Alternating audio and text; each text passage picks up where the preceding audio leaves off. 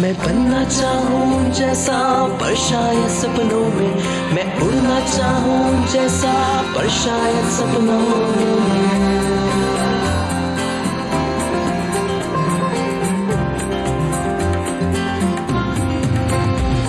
सपनों की है उड़ान, कांटे बन गए फूल समान, रोक न पाए वो मुझको, मुट्ठी में मेरी है आसमान। Born to be hello friends, good morning, शुभ प्रभात और नमस्कार। बॉर्न टू बी रिमेम्बर्ड के एक और एपिसोड के साथ फिर से आ गया हूं मैं, आपका दोस्त संदीप भट्ट, लेकर बहुत सी मस्ती और प्यारे से म्यूजिक के साथ। आज हम गाएंगे भी और बजाएंगे भी। अगर आप ये सोच रहे हैं कि मुझे आज कुछ हो गया है, तो बिल्कुल आप सही हैं, मुझे कुछ हो ही गया है। मैं आज म्यूजिक के नशे में हूँ। क्यों? क्योंकि आज बड़ा म्यूजिकल डे जो है। शुरुआत करते हैं और जानते हैं कि 8 मई को ऐसा क्या हुआ था जो इतिहास के पन्नों में दर्ज हो गया। 8 मई 1970 को बीटल्स, जो कि यूके का एक बड़ा ही मशहूर म्यूजिकल ग्रुप था, उसका let it be song release हुआ। कुछ ही समय बाद ये म्यूजिकल ग्रुप कई वजहों से अलग हो गया और एप्पल रिकॉर्ड्स ने बीटल्स की album let it be release करने का ऐलान किया था, जिसे हम आज भी गुनगुनाते हैं। बीटल्स का ये सॉन्ग आप भी सुनिए।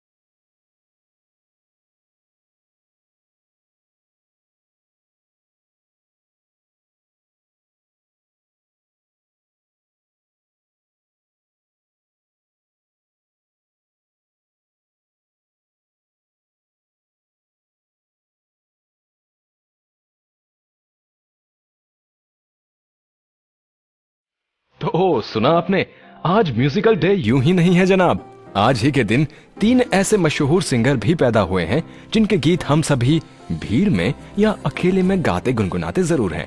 सबसे पहले मैं आपको बताऊंगा स्पेनिश सिंगर एनरिके इग्लेसियस के बारे में, जिनका आज हैप्पी वाला बर्थडे है। एनरिके का जन्म 8 मई 1975 में हुआ। बचपन में ही एनरिके के मॉम डैड का डाइवोर्स हो गया। इसकी वजह से बाद में एनरिके को अपने ग्रैंडफादर के साथ रहना पड़ा, लेकिन इनके ग्रैंडफादर को भी बाद में किडनैप कर लिया गया, जिसके बाद एनरिके अपने पिता के पास वापस मायामी चले गए, जहां इस छोटे से एनरिके में म्यूजिक के लिए दिलचस्पी पैदा हुई। धीरे धीरे एनरिके म्यूजिक की दुनिया में छाने लगे और ऐसे कई गाने गाए जो आप सुन लें तो बैठे बैठे झूमने लगे। तो अगर आप झूमने के लिए तैयार हैं तो सुनिए एनरिके का ये गाना और थोड़े म्यूजिकल हो जाइए।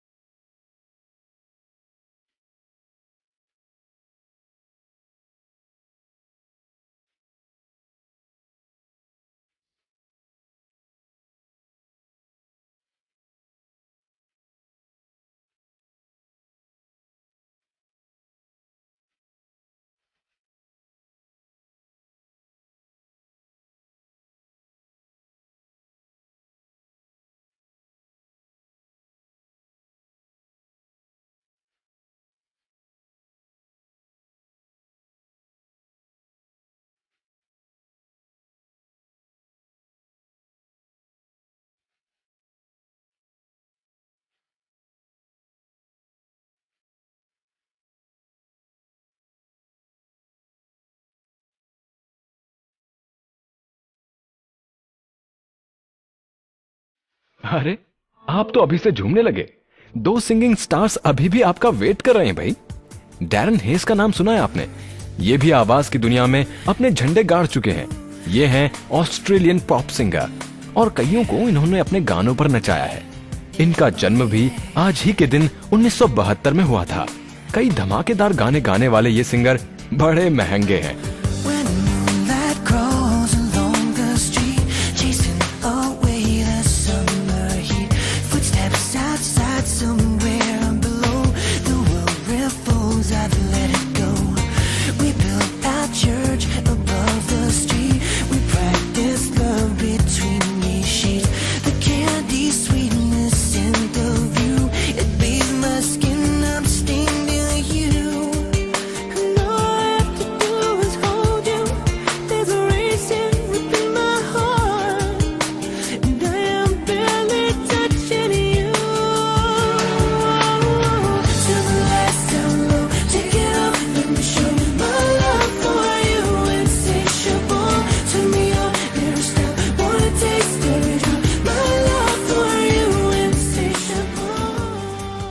और अब डैरन हेस के बाद बारी है रेमो फर्नांडिस द ग्रेट सिंगर की, जिनके गानों ने दुनिया भर में धूम मचाई। आज रेमो फर्नांडिस का भी जन्मदिन है। 8 मई 1953 में गोवा में रेमो पैदा हुए। किसे पता था कि ये छोटा रेमो बड़े होकर म्यूजिक इंडस्ट्री में अपनी आवाज से तहलका मचा देगा। रेमो ने 18 साल की उम्र में आत्मचिंतन किया और महसूस किया कि भगवान धर्म से परे है। रेमो जब 7 साल के थे तब उनका एक कजन लंदन से rock around the clock record के साथ वापस लौटा और यहीं से रेमो की लाइफ भी बदल गई। इसके बाद रेमो 10 साल तक मशहूर सिंगर्स को ही सुनते रहे। रेमो ने स्कूल के दिनों में एक बैंड भी बनाया और उसका नाम रखा द बीट्स 4। वो भी शायद इसलिए क्योंकि इस ग्रुप को 4 दोस्तों ने मिलकर बनाया था। रेमो ने 14 साल की उम्र में अपना पहला गाना लिखा दोस्तों। उन्होंने आर्किटेक्चर में ग्रेजुएशन की और साथ ही साथ उनका म्यूजिक की तरफ रुझान भी बढ़ता गया। वो अक्सर क्लासेस बंक करके धुनें बनाया करते थे। रेमो जब ग्रेजुएशन करने के बाद गोवा वापस आए तो उनकी मुलाकात यूरोपियन हिपीज से हुई, जिसके बाद उनके दिल में यूरोप में इंडियन हिपी बनने की तमन्ना जागी। 1986 में रेमो का पहला हिट एल्बम आया पैक दैट स्मैक, जिसके बाद वो इंडिया में highest selling English rock musician बन गए। रेमो ने बॉलीवुड के लिए भी कई ऐसे गीत गाए जो बहुत मशहूर हुए, जैसे हम्मा हम्मा गीत।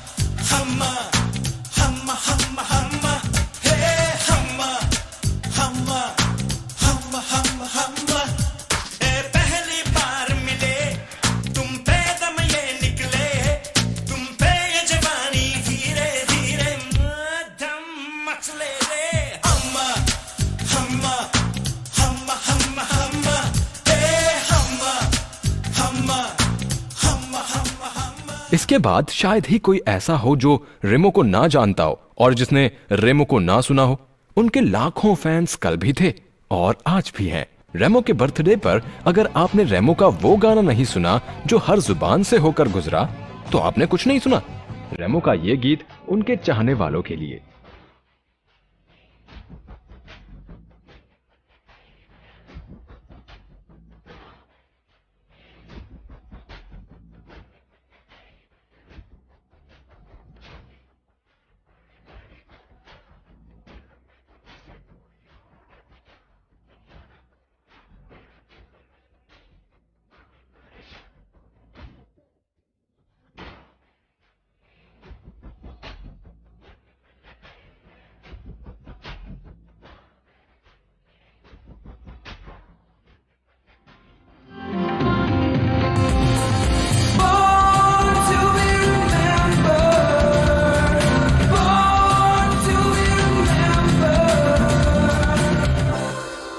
इस गाने के बाद तो आपका दिल भी रेमो रेमो गुनगुना रहा होगा। अब जब दिल की बात निकली ही है तो हम आपको एक ऐसे कार्डियक सर्जन के बारे में बता देते हैं जिनका आज जन्मदिन है।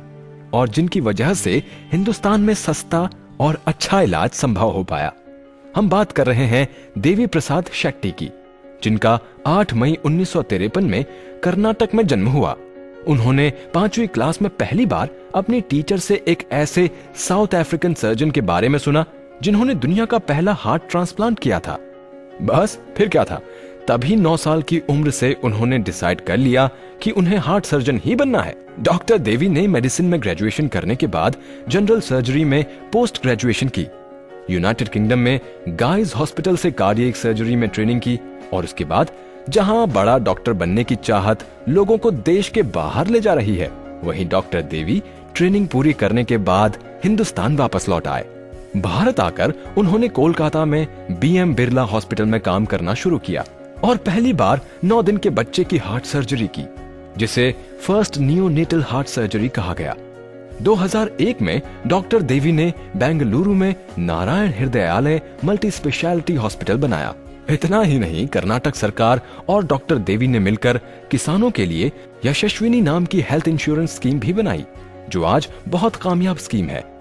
I started my career in Calcutta and I used to see about 60 to 100 patients a day. At the end of the day, no patient came for operation because they couldn't afford it. If a solution is not affordable, it's not a solution. So that's the time me and my colleagues, we decided that we have to do something to reduce the cost. It's a relatively easy problem to be solved in a country like India, primarily because we produce the largest number of doctors, nurses and medical technicians in the world. And we run a health insurance. We started off with about 1.7 million farmers. Today we have 4 million farmers. They pay just 22 cents per month. We started with 5 cents per month. So we gradually increase the premium and we run a health insurance where 4 million farmers, just by paying 22 cents per month, can have a heart operation, brain operation, cancer operation, everything done. Doctor Devi को उनके जन्मदिन की ढेरों बधाइयां।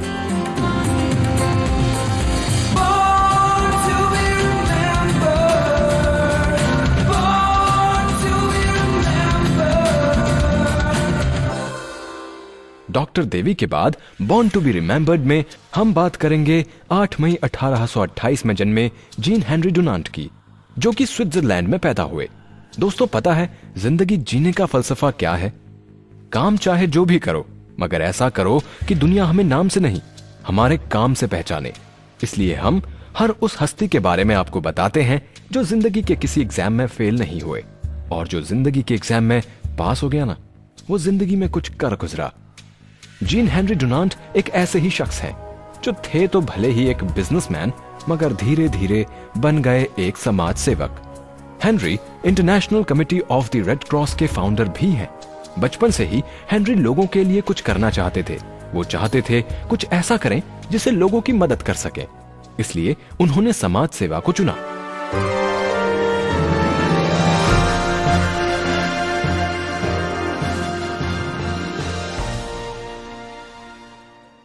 Church में Henry जो भी धार्मिक बातें सुनते थे वो जेल में जाकर कैदियों को बताते थे। हेनरी इटली में 1859 में हुई सोल्फेरिनो की लड़ाई के गवाह थे। उन्होंने उस लड़ाई के बाद हुए अपने सभी अनुभवों को एक किताब की शक्ल दी और इस बुक को नाम दिया गया अ मेमोरी ऑफ सोल्फेरिनो। इसके अलावा 1864 में जेनेवा कन्वेंशन भी डुनांट्स के आइडियाज पर ही बना था। 1901 में हेनरी डुनांट और फ्रेडरिक पेसी को पहला नोबेल पीस प्राइज भी मिला। दोस्तों, आज किसी के पास किसी के बारे में सोचने के लिए वक्त ही नहीं है, मगर हेनरी डुनांट जैसे लोग भी थे जिन्होंने अपनी पूरी जिंदगी दूसरों के लिए जी। ऐसे महान समाज सेवक को उनके जन्मदिन के मौके पर हमारी तरफ से श्रद्धांजलि।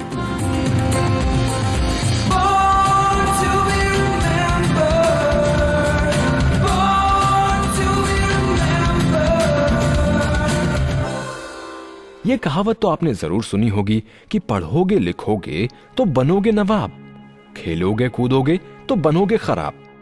शायद बहुतों ने तो इस कहावत को सुनने के बाद खेलना भी छोड़ दिया हो, मगर अब ऐसा नहीं है जनाब। खेलोगे कूदोगे तब भी बन सकते हो नवाब।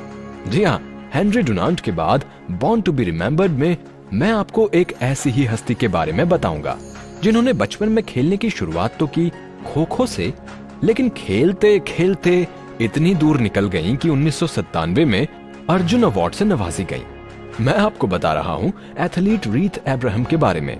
आज इनका जन्मदिन है। रीथ लॉन्ग जंप और हेप्टाथलन में नेशनल चैंपियन रह चुकी हैं। उनकी जिंदगी का सबसे बड़ा अचीवमेंट ये है कि वो मां बनने के महज 10 महीने बाद नेशनल चैंपियन बनी, जो किसी भी आम महिला के लिए बहुत मुश्किल है। इसके अलावा वो एक मां के तौर पर पहली ऐसी एशियन महिला हैं जिन्होंने एशियन मेडल जीता। I started as an athlete when I was 12, and my first international event, that is the 1982 Asian Games, was when I was a teenager. And it all started as a passion, and it still is a passion. And most of us of that generation did sports because we were passionate about it. And nothing stopped us from achieving what we wanted to. And I mean, we didn't need a carrot in front of us, to achieve results. We did it because we wanted to do it. And now, if we have to have the present generation kids to take part in sports activities, it is not easy at all. It's not that they are not talented, but it's just that, the administration, which is really pathetic, is putting them away. There is so much of talent. But if we have to tell a child, you're so talented, why don't you, take up sports seriously? He or she looks at you like as if you're crazy, What is it that I have to do sports for? What am I going to gain out of it? Because it's not easy. We have sacrificed our whole, teenage career to become sportsmen. And that is not going to happen with the present generation if this is the scenario. अब तक रीत ने national level पर 16 gold और 11 silver medal जीते हैं।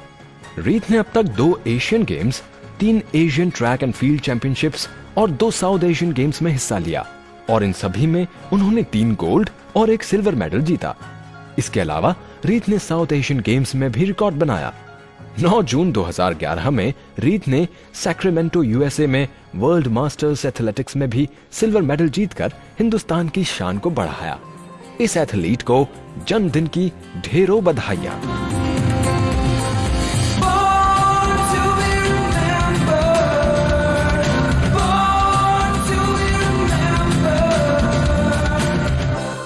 रीत के बाद बॉर्न टू बी रिमेम्बर्ड में हम बात करेंगे एक ऐसे फिल्म मेकर की जिन्हें लोग आज जाने माने डायरेक्टर और स्क्रीन राइटर के तौर पर जानते हैं। ये हैं माइकल गॉन्ड्री, जो आज ही के दिन 1963 में पैदा हुए। ये तो आपने जान ही लिया कि माइकल गॉन्ड्री एक फिल्म मेकर हैं, और अब तक बड़े बड़े ब्रांड्स के लिए इन्होंने कई कमर्शियल्स बनाए, जिनके लिए उन्हें अवार्ड्स भी मिले। मगर आप ये नहीं जानते कि ये यहां तक पहुंचे कैसे। भाई, बचपन में इन्होंने ला वॉयेज एंड बलून नाम की फिल्म देखी, जिसे देखने के बाद उन्हें लगा कि वो हवा में उड़ रहे हैं, और फिर उन्होंने सोचा कि मैं भी ऐसी ही स्टोरीज बनाऊंगा, जिसे देखने के बाद लोग हवा में उड़े। उनका ये सपना सच हुआ और वो बने जाने माने डायरेक्टर और स्क्रीन राइटर माइकल गॉन्ड्री। उनका करियर फिल्म मेकर के तौर पर शुरू हुआ म्यूजिक वीडियोस बनाने से, जो उन्होंने फ्रेंच रॉक बैंड के लिए बनाया था। इस वीडियो को बनाने के बाद कई लोगों को ये वीडियो बहुत अच्छा लगा, और उन्होंने माइकल गॉन्ड्री से पूछा कि क्या वो और वीडियो सॉन्ग बनाना चाहेंगे, और इसी कड़ी में उन्हें मिला ह्यूमन बिहेवियर डायरेक्ट करने का मौका, और इसके बाद उन्होंने कई हिट म्यूजिक वीडियोस भी बनाए। फिलहाल तो आप सुनिए उनके फ्रेंच रॉक बैंड के लिए बनाए गए वीडियो का ये गीत।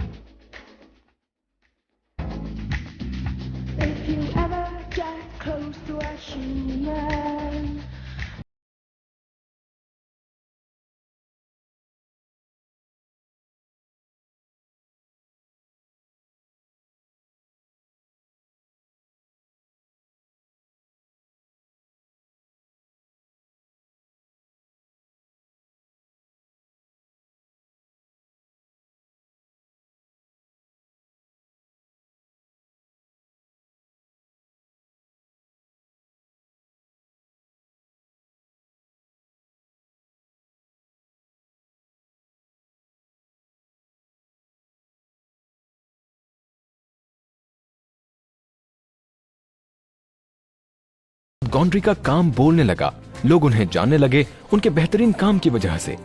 गॉन्ड्री ने अब तक कई documentary films, short films, feature films और म्यूजिक वीडियोस को बनाया है। गॉन्ड्री धीरे धीरे बड़ा नाम बन गए। 2009 में उनकी feature documentary the thorn in the heart release हुई, जो उन्होंने अपनी आंट और अपने बेटे पर बनाई थी। 2011 में गॉन्ड्री ने the green hornet film direct की, जो कि काफी मशहूर हुई और जो मुझे भी बहुत पसंद है। 2011 और 2012 में वो कांस फिल्म फेस्टिवल में ज्यूरी मेंबर भी रहे, जो किसी के लिए भी बहुत बड़ी बात है। गॉन्ड्री को उनके जन्मदिन के मौके पर ढेरों बधाइयां। दोस्तों, आपसे बात करते करते ना वक्त कब कट जाता है बिल्कुल पता नहीं चलता। घड़ी की सुइयां मुझे बार बार इशारा कर रही हैं कि मैं आपसे बाय बाय कर ही दूं। अब क्या करें, जाना तो पड़ेगा ही, लेकिन उस वादे के साथ कि कल फिर से आऊंगा। नमस्कार। मैं बनना चाहूँ जैसा पर शायद सपनों में, मैं उड़ना चाहूँ जैसा पर शायद सपनों में।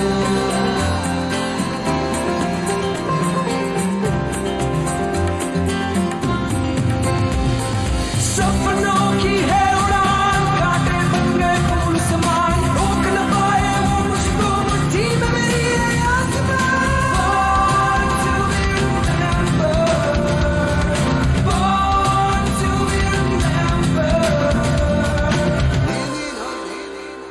इस कार्यक्रम के कार्यकारी निर्माता जैनेंद्र सिंह,